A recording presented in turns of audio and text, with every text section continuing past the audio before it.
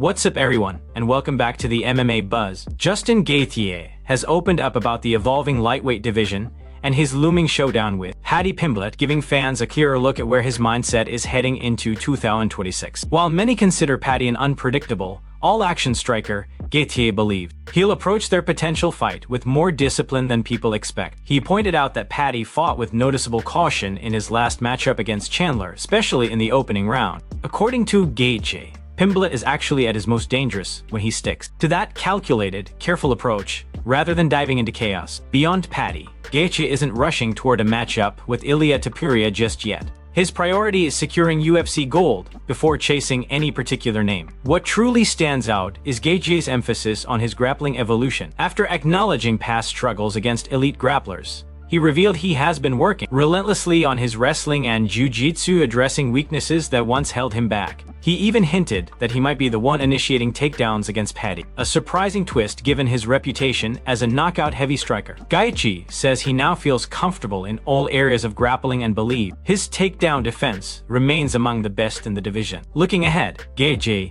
aims to kick off 2026 with major momentum, bolstered by the UFC's new Paramount deal, and plans to claim the interim belt before unifying it later in the year. When asked whether Topuria will stay at lightweight or potentially move up in pursuit of an Islam Makhachev matchup, Gaethje stayed neutral. He noted that if Topuria does move division, it simply clears the path for him to become champion without dispute. He also mentioned the possibility of future rematches with Max Holloway or Charles Oliveira, expressing confidence that he could claim both the lightweight title and the BMF belt. Ultimately, Gaethje believes his sharpened skills, renewed passion for grappling, and intense preparation will make him one of the most complete and dangerous fighters in the division as the new year approaches. Before we jump into the next story, we have a small favor to ask. If you're enjoying the content, please give this video a like, subscribe to the channel, and tap the bell icon. It really helps us out and ensures you'll never miss an update. Move on to another news.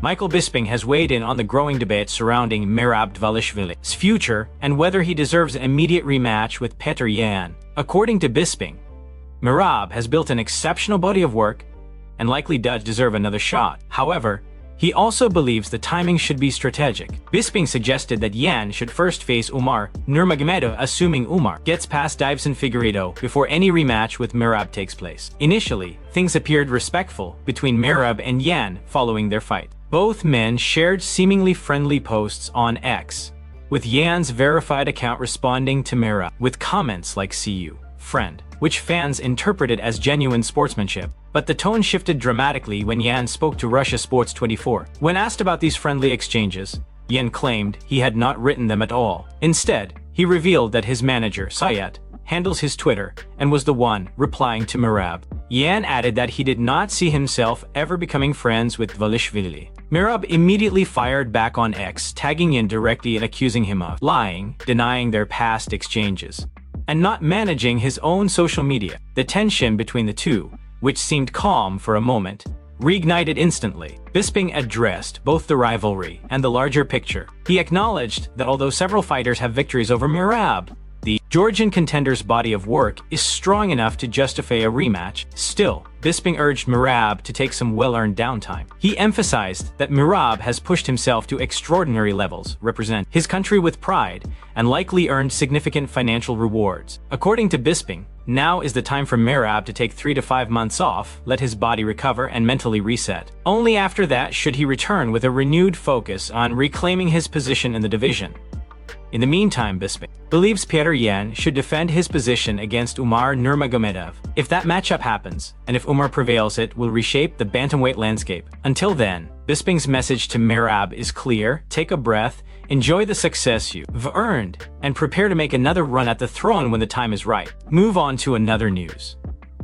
Merab Dvalishvili has delivered a major update on the bantamweight title picture during a new interview with Georgian outlet Agirda Sports. According to Merab, the UFC has officially informed him that he will receive an immediate rematch for the championship. He described the exact conversation he had with UFC executives, saying, "Promotion told him the rematch with Petr Yan is targeted for the summer. While that is the UFC's preferred timeline, Merab made it clear he does not want to wait that long." He emphasized that he feels healthy, took almost no damage in his last fight, and wants to return as soon as possible. This announcement has fueled intense speculation among MMA fans. Many believe the UFC's summer target may have a strategic purpose. The leading theory is that the UFC wants Yan to defend his belt once before facing Merab again, and the fighter at the top of that list is Umar Nurmagomedov, with Umar scheduled to fight Davison Figueiredo at UFC 324. A win could set up a massive Yan versus Umar showdown. Both fighters are major stars in the Russian-speaking regions, both have large followings, and both share a competitive history with Merab. Stylistically, fans see it as one of the most compelling possible matchups in the division. If the UFC goes in that direction, it aligns with their long-term business strategy: build a blockbuster fight, generate massive international hype, and elevate the value of the championship before Merab steps back into the cage. A Yan-Umar fight would be one of the biggest bantamweight clashes ever, and Merab returning afterward would make the title stakes even higher. Merab shared more details about what the UFC told him privately. They encouraged him to rest as long as necessary and assured him that the next title shot belongs to him, no exceptions. He said the organization told him he can take time to recover, enjoy a break, and reach out whenever he's ready to compete again. Despite this open timeline, Merab argues he doesn't need months of recovery. Aside from a few scratches, he finished the fight uninjured and eager to return. Ideally, he wants to fight as early as April. If the UFC insists on summer, he will accept it, but he maintains he is fully ready far sooner. Move on to another news. Islam Makhachev has voiced clear frustration with the UFC's matchmaking, especially regarding Arman Tsarukyan. In a recent interview, Makhachev questioned why Arman still hasn't received a title shot despite earning his place. He criticized the promotion for booking fights that don't align with the divisional logic. With Paddy Pimblett versus Justin Gaethje now positioned as the next title eliminator for Ilia Topuria, Tsarukyan may be forced to wait yet another year for his opportunity. Islam's message to him was straightforward: stay patient and wait for the moment that truly matters. At the same time, Makhachev is preparing for his first welterweight title defense. In a surprising reveal, welterweight contender Carlos Prates claimed in an interview that he's hearing Kamaru Usman is likely to be next in line to challenge Islam for the belt. If true, the matchup would immediately become one of the biggest possible fights at 170 pounds, two dominant champions from different divisions colliding at the top of their careers. As both the lightweight and welterweight divisions intensify, the UFC may be headed towards some of the most high-stakes matchups of the year. Each division has emerging contenders, unresolved rivalries, and potential super fights that could reshape rankings and championship trajectories. In other welterweight developments, Shavkat Rakhmonov found himself at the center of controversy after making an offensive comment toward Joaquin Buckley on social media, referring to him in a racially inappropriate way. The comment came out of nowhere and immediately drew widespread criticism from fans, fighters, and analysts around the MMA community. Many expressed disappointment in Shavkat's behavior, calling for accountability and professionalism from athletes at the highest level. Carlos Prates added further context in his interview, hinting at the behind-the-scenes conversations circulating among fighters. While he didn't provide full details, he strongly suggested that the UFC is eyeing big-name matchups, with Usman versus Makhachev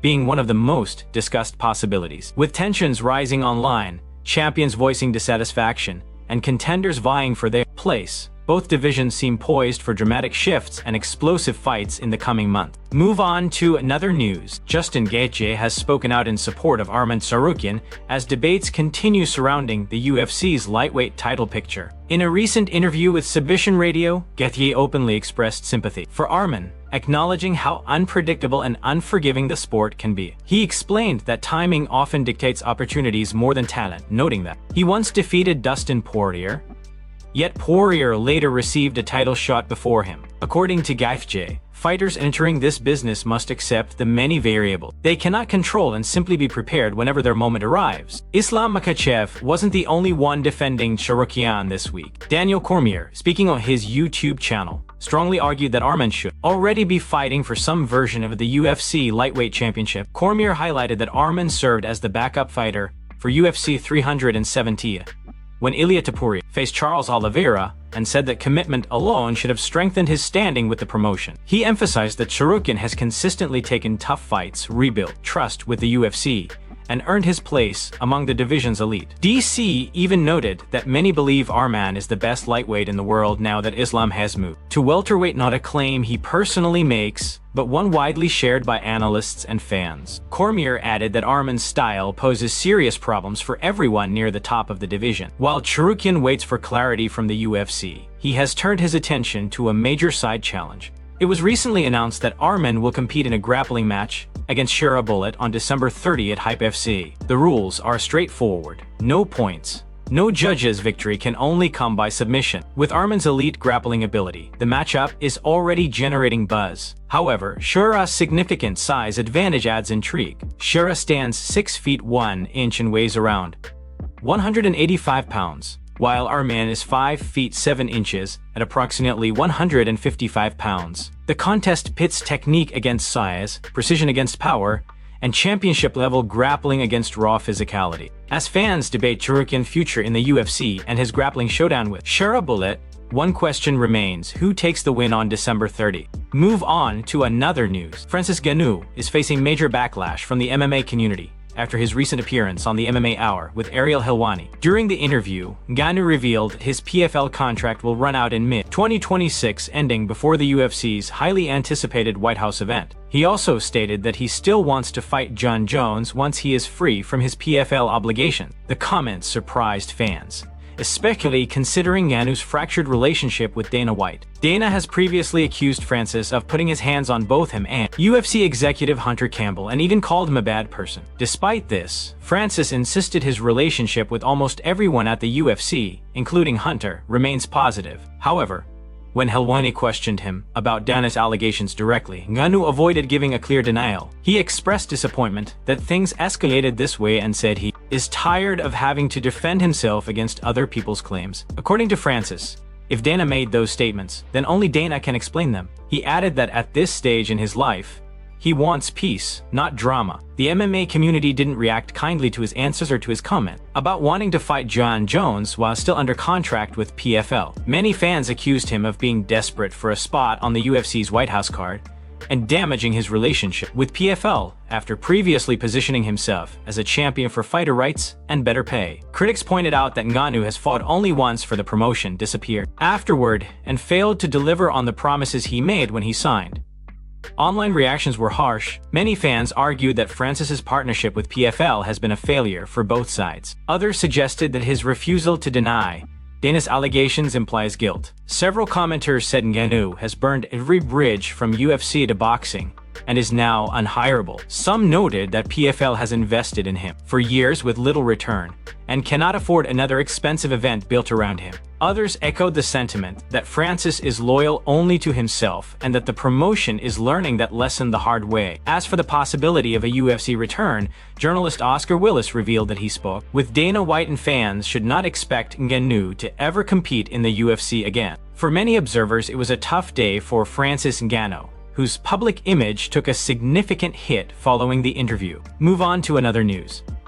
Dana White recently responded to Francis Ngannou's comments, offering his own detailed account of the incident that fractured their relationship. According to Dana, the situation was never about physical intimidation, but about a line that should never be crossed. He explained that during a discussion about bonus money, Francis insisted he deserved the $50,000 bonus. Dana told him he wasn't getting it and began to leave the room. That's when Francis placed his hand on Dana's chest and said, "We're not done talking yet." Dana immediately replied, "Oh, we're done talking," making it clear that the conversation and their relationship changed in that moment. Dana emphasized that Francis didn't storm and aggressively or threaten violence, but the act itself revealed something deeper. He explained that he has a personal philosophy: when someone shows you who they truly are, believe them. And in his view, Francis showed his true colors that day in Boston. Dana said he had been one of Ngannou's biggest supporters for years, believing he embodied everything a heavyweight champion should be. He admired Francis's presence, potential, and star power, and the UFC had invested heavily in promoting him. But after that encounter, Dana told his team he no longer wanted to be in business with Francis. Losses and contract disputes only deepened the divide. Dana stated plainly that he has zero interest in bringing Ngannou back to the UFC under any circumstances. He reiterated that his decision is final, and that he has already made it as clear as possible. He also expressed relief that Ngannou signed with PFL, saying there was nothing that made me happier than throwing that guy over to the PFL. Dana claimed that when the UFC releases a fighter, the company that signs them should be cautious. In his words, "We let them go for a reason." Dana's comments reflect a long-running tension that intensified behind the scenes and eventually spilled into public view. His reaction suggests that the relationship between the UFC and Ngannou is beyond repair, and any talk of a return is purely fan speculation rather than a realistic possibility.